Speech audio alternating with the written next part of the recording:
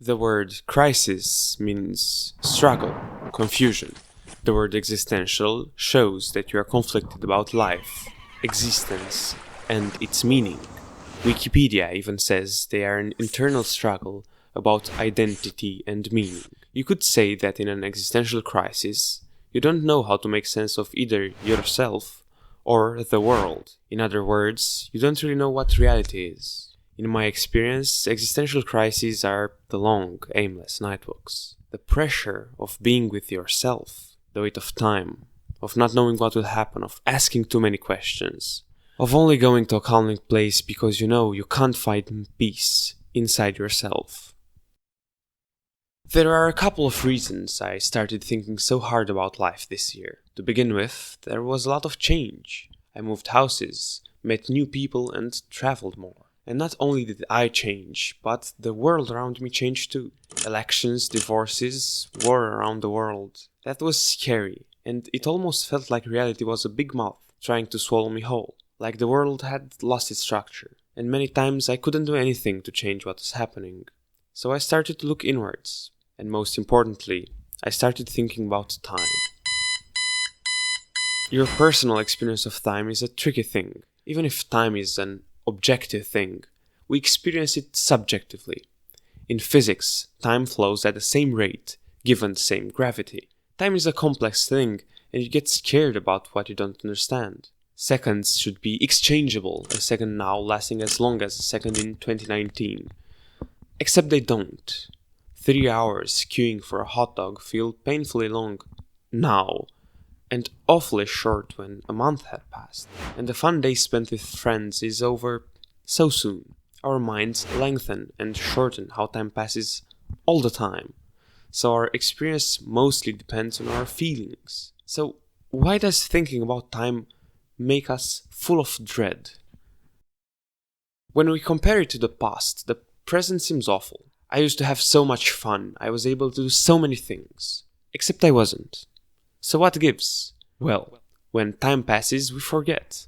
We forget stress, boredom, and most of the negative emotions. So many people say, this decade was better, only because their mind leaves out the bad stuff about the past.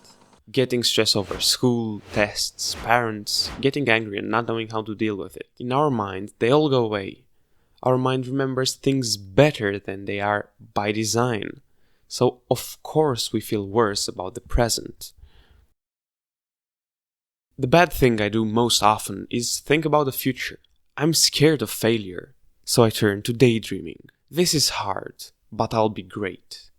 I'll show everyone how wrong they were to doubt me, because if I'm great, the pain will go away. It won't be just for nothing, even if I'm doing it just for fun. A little voice inside wants to be the best, and the opposite happens.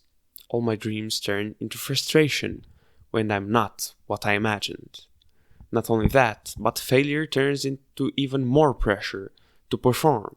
Thinking about the future only brings me anxiety and makes me unable to act. It seems that being this conflicted about yourself and reality might be bad. How can you walk if you have no sense of direction? Well, I think it's better to doubt a little than to think you know it all. If I don't have expectations, well, when push comes to shove, I won't be disappointed in how I react. And it's the same with reality. If someone started levitating, I wouldn't really believe it. But a baby wouldn't react more surprised than usual. That's because the baby doesn't have a preconceived image of reality. He takes everything at face value and learns to deal with it. And after this year, I do wonder if this isn't the solution. Maybe thinking the world is absurd isn't such a bad thing. There is this thing I like to call existential clarity. Existential clarity means seeing the world more objectively, by detaching yourself from it. If life were a clock, everybody is a gear. And if one slows down, the others continue. It's realizing you're part of a complex mechanism, but you don't have to do what it tells you to.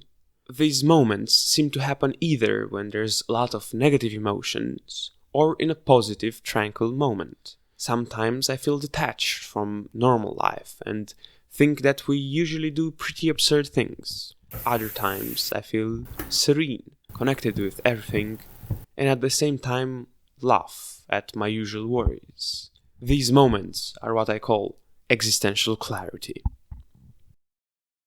I realize that the only meaning things have is the meaning you give them. I realize that I don't really have problems. If you're like me, your life is not as bad as you think it is.